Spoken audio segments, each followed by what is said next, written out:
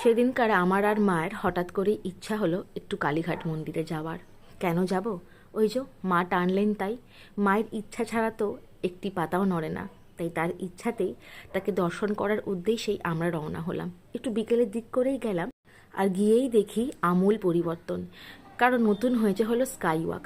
যখন এসছিলাম, মানে যে বছর এসছিলাম, তখন তৈরি হচ্ছে স্কাই ওয়াক। প্রচুর কাদা ভিড় ভাট্টা ছিল। আর এই এলাম, তৈরি হওয়ার পর এলাম। আর কালীঘাটে স্কাই ওয়াকে না গিয়ে আমরা নিচ থেকেই গেলাম, কারণ ফুটপাতের এই দোকানপাটগুলো অনেক দিন দেখিনি। আর দেখুন, ওই যে মায়ের চূড়া দেখা যাচ্ছে, ওই মন্দিরেই কালীমা প্রতিষ্ঠিত। আর এই বাইরের দিকটা ছিল পুরো একদম আলাদা রকম, আর এখন দেখুন পুরো চেঞ্জ হয়ে গেছে।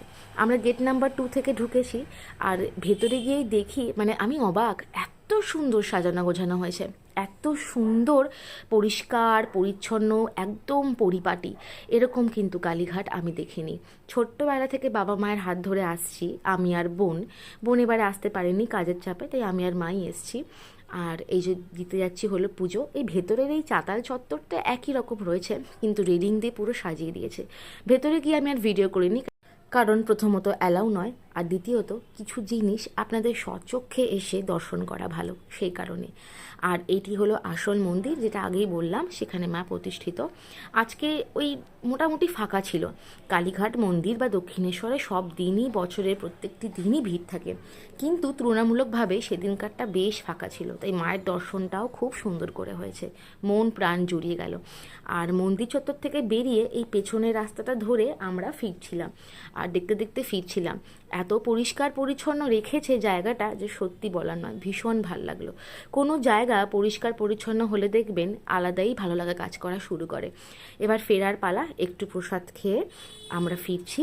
আর এবার স্কাইওয়াকে উঠেছি। ভাবছিলাম আর কিছুক্ষণ থাকবো, একটু বসবো, শান্ত মনটা হবে, কিন্তু মা অনেকটা দূর যাবেন, তার মধ্যে পুজো, রাস্তাঘাট বুঝতেই পারছেন, প্রচণ্ড জ্যামজট, মানে ভাবনার বাইরে। তাই তাড়াতাড়ি করেই ফিরতে হলো। আর আসার পথে এই যে এক টুকরো মায়ের আশীর্বাদ নিয়ে ফিরছি। মন প্রাণ জুড়িয়ে গেল। আপনারা অবশ্যই আসুন, আপনাদেরও নিশ্চয়ই পজিটিভ ভাইবস প্রচুর পরিমাণে কাজ করবে এখানে। আর কালীঘাট তো একটা ঐতিহাসিক স্থান, আমাদের ঐতিহ্যবাহী স্থান, তো অবশ্যই আসুন। আর দেখা হবে পরের ভিডিওতে। কেমন লাগলো জানাবেন।